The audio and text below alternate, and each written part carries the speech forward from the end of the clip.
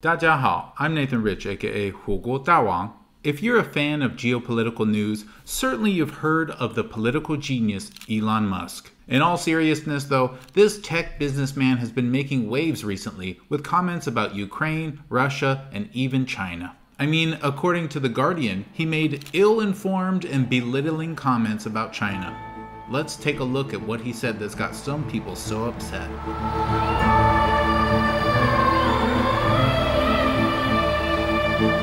Musk, the world's richest person, suggested giving China some control over the island to resolve the cross-strait dispute, The Guardian says. Now, I don't care about Musk's wealth, and I find it interesting when newspapers say things like that. It's as if we're supposed to think that because he's rich, he knows something about China. Understanding China doesn't come from skimming headlines and watching some documentary, and it doesn't come from sitting on piles of money. It comes from actual research and thought. So whether or not he's rich, what does he actually know about China? It's unclear. China has an unresolved civil war, with the remnants of the presumed losing side camped out in a Chinese island called Taiwan. So there are really only a few ways the issue can be resolved, some involving war and some not involving war. We can debate all day about these resolutions, but the facts dictate the available courses of action. We don't know how much Elon has thought about the issue, so we can only go off of what he says. His suggestion is for China to figure out a special administrative zone for Taiwan that is reasonably palatable. He's saying maybe the best way forward is for Taiwan to become a special administrative zone. If you're not aware, basically what that would mean is the peaceful end to the Chinese Civil War. It's probably one of the only quasi-realistic peaceful ways to end that war. So that's what he suggested. And it's not for Elon Musk nor for me to say what's right for China to do. We're not Chinese. But we can still, of course, debate and discuss. So what exactly is he saying here? He's saying Taiwan should enact and enforce anti-secession laws. They should make attempts to secede from their country, China, illegal. No more armed resistance to the central government, and no more stockpiling weapons in anticipation of further war. No more war, in fact. Now, if you're trying to think of which countries have laws like these, that would be all of them. It's generally super illegal to take up arms in an attempt to break off parts of your country. It's only in countries unwilling or unable to enforce the rule of law that this kind of separatism can exist. That's actually what China is, a country with diminished rule of law. It's trying to enforce the rule of law in Taiwan. And maybe, Musk says, the best way forward is for that to happen without further violence. Not a perfect solution, but it is one without war. Surely we can all see that. The Chinese ambassador agrees with this suggestion, it says, and then it says China's government claims Taiwan as a province. And here's where the article goes from news to propaganda. They selectively remove 90% of the context to draw a picture. China claims Taiwan as a province. You know who else claims Taiwan is in China? The United Kingdom, the United States, and virtually every other country in the entire world.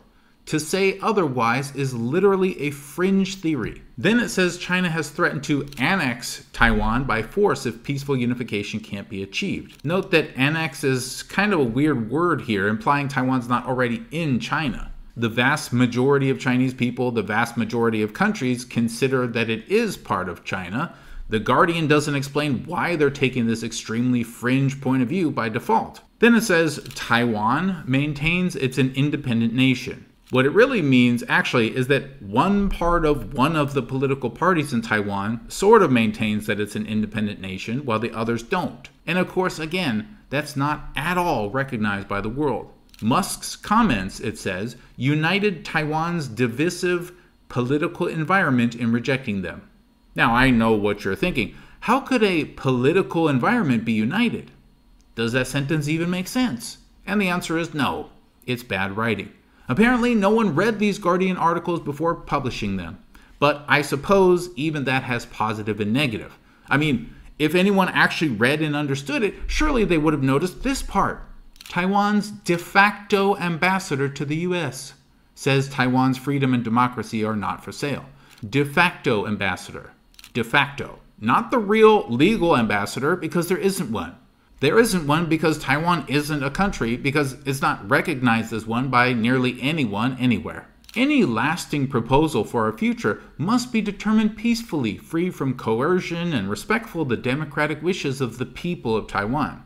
The democratic wishes of a subset of people inside a country are not legally relevant. Only the laws of the country are relevant, actually. But forget that. The point is, she's saying she wants the war to end peacefully. So we're all in agreement then. Now, if you were thrown off by the author not knowing how to form an English sentence earlier, don't worry, there are still nuggets of great propaganda here. Like this glorious paragraph. I just love these kinds of paragraphs because very few people really see them clearly. Here it is.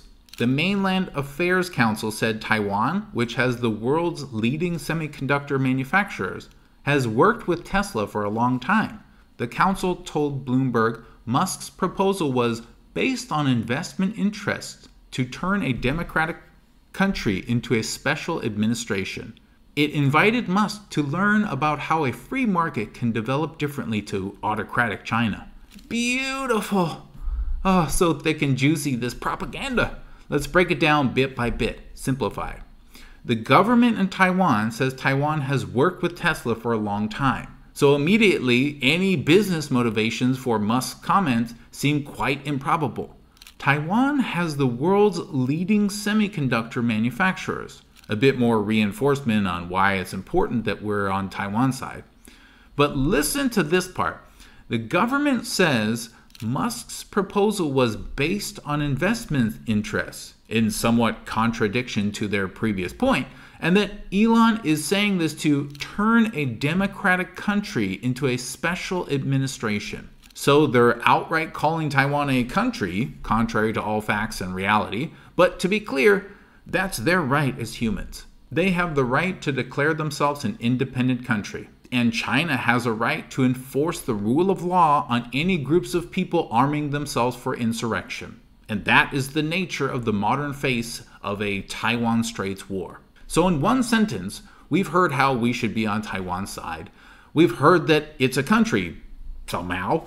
We've heard evidence suggesting Elon's comments really should be siding with Taiwan, actually, but then somehow that being related to him allegedly siding with the mainland. Just don't think about it and it all makes sense. But this next sentence is really the tip of an iceberg we won't fully explore today. The government in Taiwan invited Musk to learn about how a free market can develop differently to autocratic China. Obviously, this is just a rambling way to take a dig at the mainland, but it touches on one of the main threads of anti-Chinese doublespeak out there.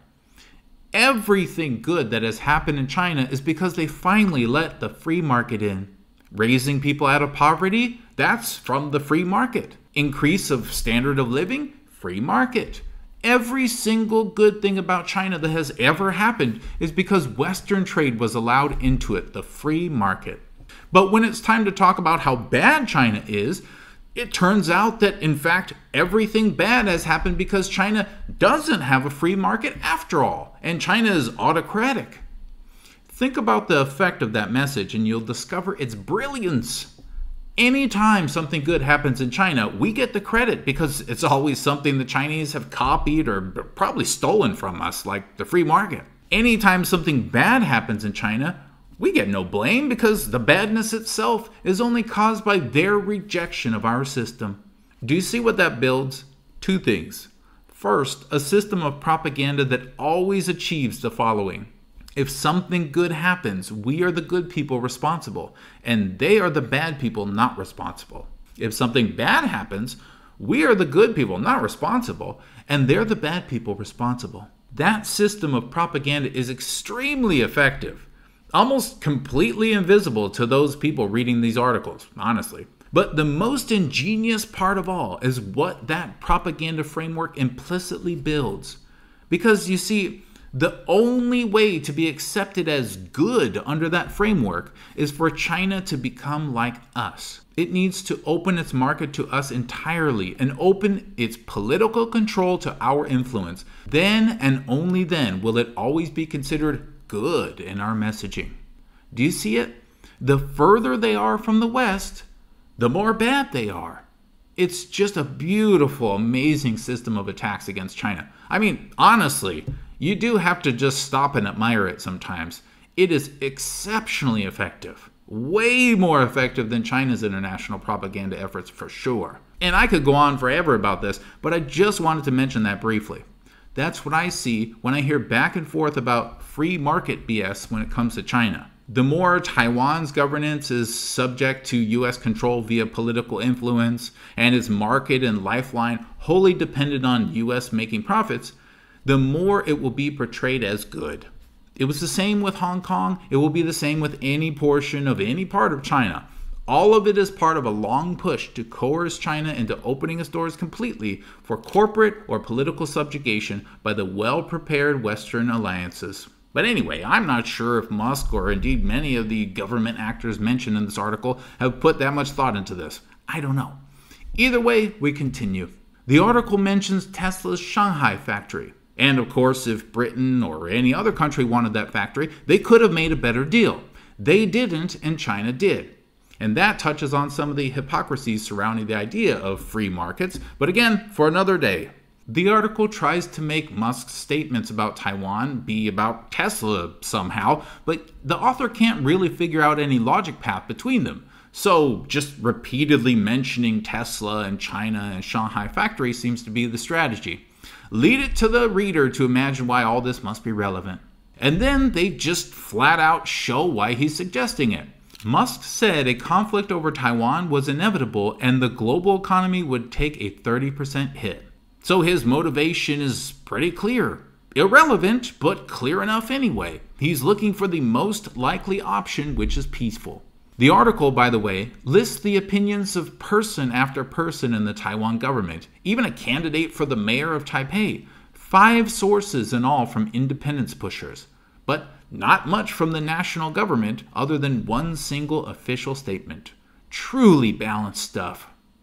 A political person from Taiwan says they're calling on Elon to hold himself to the same democratic values regarding Taiwan, saying he had helped Ukraine against Russia by giving them Skylink. And of course, the article does not in any way explain the stunning contradiction. I mean, think about it. The Guardian, and many people actually, will stand there and say Taiwan wants this or that, and that's democracy, even though it does not in any way include the rest of the country. It's just one main isolated island away from the rest of the people. But then they'll turn around and say that referendums in Ukraine's provinces are shams. It's always benefit of the doubt to our allies. Assumption of evil to our enemies.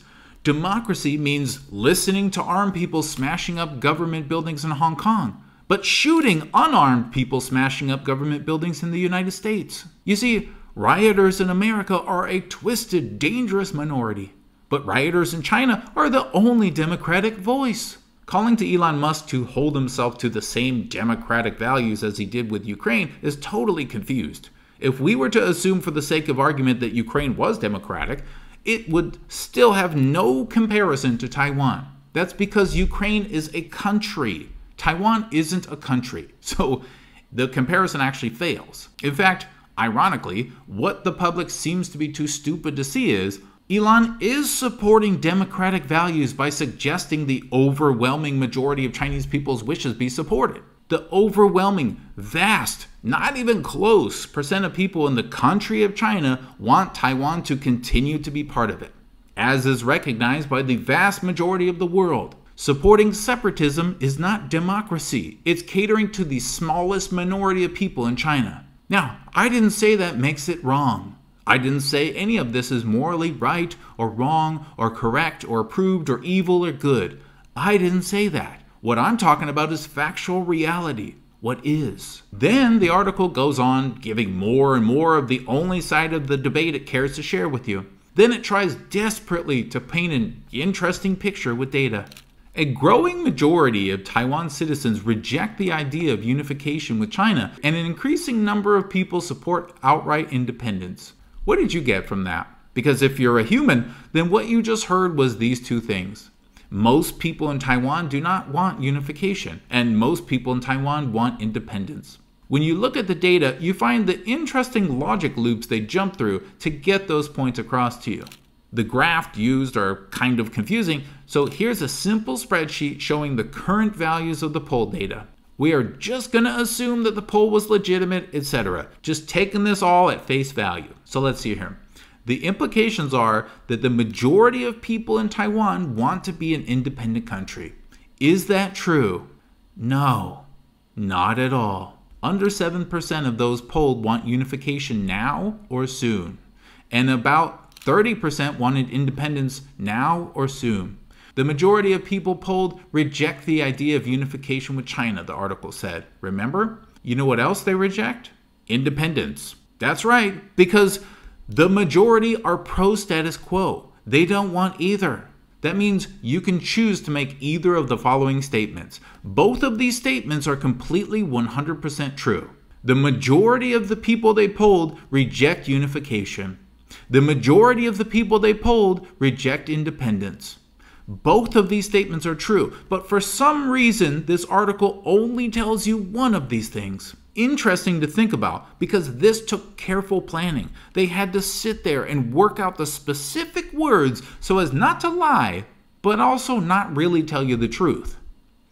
Beijing's crackdown on dissent and opposition in Hong Kong is pointed to by Taiwanese politicians as evidence they would not remain free. Again, missing from the article is any actual context. Everything is just explained from a secessionist point of view and presented as unquestionable fact. Hong Kong broke its promise to uphold Hong Kong Basic Law Article 23. That is and always was part of any agreements about Hong Kong having any freedoms at all. That's what happened first. Then the article kind of spirals out of control, just vomiting random out of context talking points. Beijing's threats against Taiwan have increased in recent years. Study history because they haven't increased in recent years. Unless you're just finding a lull period and claiming an increase from that. I mean, there's been a lot more than just threats exchanged between Taiwan and the mainland. Actual violence, for example. And believe it or not, right now we're not at an especially high level of tension in the area, with the one exception being when the US sent Nancy Pelosi to Taiwan, as mentioned in this little blog post. Especially of interest is this part. Chinese officials later said Taiwanese people would be subjected to re-education after invasion, and that pro-independence advocates would be punished under Chinese law. Just imagine the intellectual dishonesty involved here. Has there ever been a country which didn't punish armed militant insurrectionists or secessionists anywhere? To what are we supposed to compare this punishment? We're never told. Presumably, we're just meant to understand China is just uniquely bad because they don't allow for wars to happen in their borders. They don't allow military uprisings to challenge them. Gosh, those unique jerks. Our countries would welcome that type of thing with open arms. And more evidence against Elon Musk. Apparently, he made another peace-minded suggestion. He suggested Ukraine cede Crimea to Russia as a peace offering. The implication here, of course, is that Elon is pro-Russian. Again, missing from this article is any honesty about the contradiction. If Elon is supporting Ukraine with Skylink, why would he be pro-Russian? The strange theory makes no sense, so instead of spelling it out, the article just spits out facts in hopes that the more dim viewers will glue them together. Elon Musk is pretending to want peace, but actually he just wants a better deal with China than it's getting with Taiwan about chips, even though the best factories are located in Taiwan or something. So I'm guessing that this Ukraine thing is that Elon has a secret agreement with Russia to give him an even better deal with Skylink than Ukraine did? Or, I mean, can you just spell it out? Because it's very confusing what you're trying to say here.